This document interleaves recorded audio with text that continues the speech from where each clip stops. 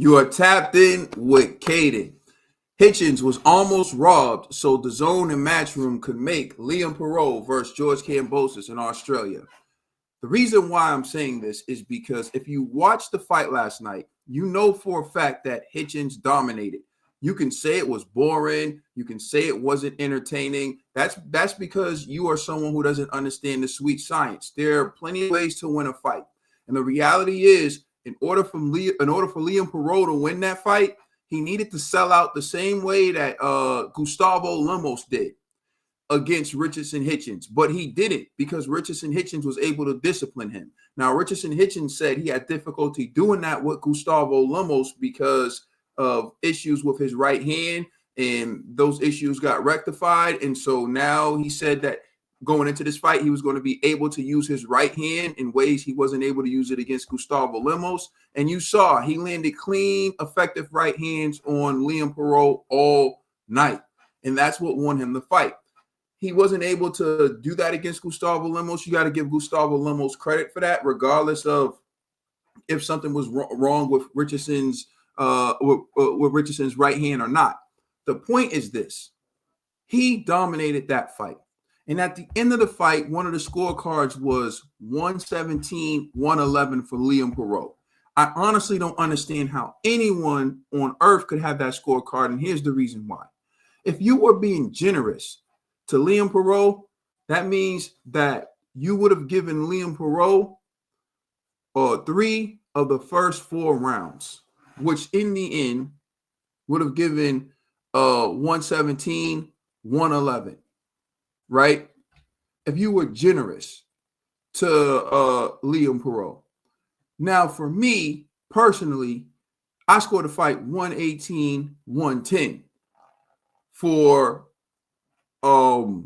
Richardson Hitchins because I thought Liam Paro won 2 of the first 3 rounds, and the 4th round I thought was a swing round.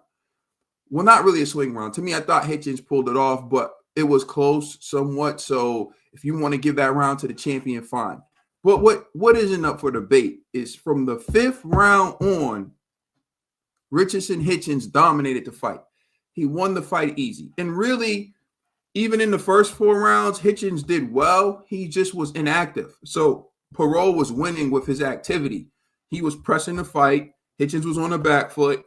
Hitchins landed some clean punches, but he wasn't being active, and Paro was being a busier fighter. But when Hitchins landed, he still did significant damage to Paro. So the reason why I titled the video this way is because we all know that George Kambosos recently signed with Matchroom.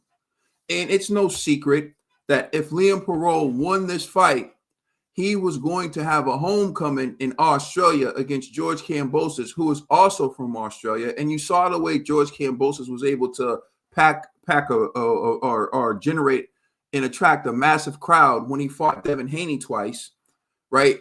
It's no secret that George Kambosos is a draw in Australia. And now you have Liam Paro, who went to Puerto Rico and took out the boogeyman, Subriel Matias. If he would have beaten Richardson Hitchins last night, it would have been a massive fight in Australia between Liam Paro and George Kambosos. And that's the reason why Matchroom signed George Kambosos. Now, that was the plan. And you can tell that was the plan because when they read that scorecard, 117-111 Paro, I swear to goodness, I thought the fix was in. Then when the other 2 scorecards were 116-112, 116-112, that's extremely generous in my mind. That means you would have had to have given Liam Paro the first 4 rounds. So that means you had to try to be giving Liam Paro every single round you can give him. And they gave him the first 4 rounds. And which it ended up being 116-112, which to me was too close because out of the first 4 rounds, Hitchins definitely won one of them. I'm going to check which round it was on my scoring if I can get to it in my scorecards. Here we go. Yeah, the second round. Hitchins won the second round. So it's clear and obvious and evident that Richardson Hitchins would have gotten robbed if he didn't win every single round from the 5th round to the 12th. He needed to dominate. And what I love about what I saw from Hitchins this fight in his corner is they were telling him that. They were saying, we can't leave this up to chance. They're going to try to take it from us. And if you can dominate the fight the way that Hitchins dominated the fight, so you went 5, 6, 7, 8, 9, 10, 11, 12. So you win 8 rounds decisively, clear, and someone still has a scorecard of 117, 111. That's insane. That is insane. To me, 117, 111 for the person who lost 8 decisive rounds. They have it 117, 111. Look, there's no doubt in my mind Hitch would have gotten robbed if it was a close fight. You could just tell by the way the scorecards were. So, Hitch, good job to you. And this is, again, Eddie Hearn slipping on banana skin, trying to do some slick stuff. Now, look at what happened, because I was telling people this before. When Subriel Matias went to Puerto Rico, and he had a lot of other big fights ahead of him, like Teofimo Lopez or Devin Haney, and it was his big fight to become a superstar, and everyone said he was overrated, and everyone said he was trash. And I said, you don't understand the type of pressure that's on you when you know that you have a tough task ahead of you, and if you win, then there's bigger things to come. You saw that last night with Liam Paro. Now, I know Liam Perot's a good fighter. Liam Perot's a dangerous fighter. I like Liam Paro as a fighter, but you see, it's a lot different when you have to fight with expectations as opposed to stepping in the ring and being the one looking to pull off the upset. Last night, Hitch stepped in the ring with no expectations. Everyone, in fact, Eddie Hearn was the one saying, oh, I think Hitch is nervous. Hitchins seems a little nervous to me, complaining about the gloves and all of this. And what happened? Hitch went in there and dominated, right? Because it's a different type of pressure when you know, okay, if I win this fight, I'm about to have life-changing opportunities ahead of me. That's the same thing that happened to Subriel Matias when he had his homecoming against Liam Paro. And, of course, Eddie just took Subriel and threw him to the side, although I read some article that stated that Eddie said he's willing to work with Subriel Matias again. Yeah, I wonder why. Things didn't go the way you planned, did it? So, again, I want to salute Richardson Hitchins for spoiling the plans and winning a dominant fight in which, personally, I think he won 9. Actually, I think he won 10 of those rounds. But at the very least, he won 9 of the rounds against Liam Paro. And this is no disrespect to Liam Paro, who's a great fighter. He didn't give the best account of himself last night. There are a lot of factors for that. There's a lot of pressure, like I said, when you're going into the ring, knowing what's to come, and then you have a tough task ahead of you.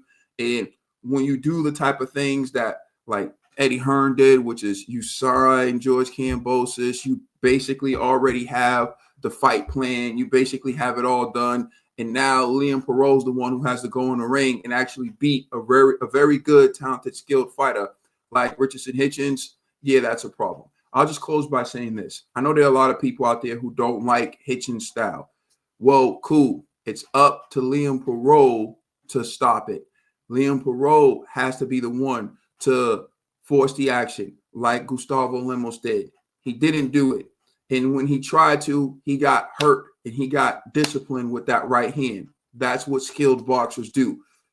This fight should have taught you, if this fight taught you anything, it should have taught you that styles really do make fights.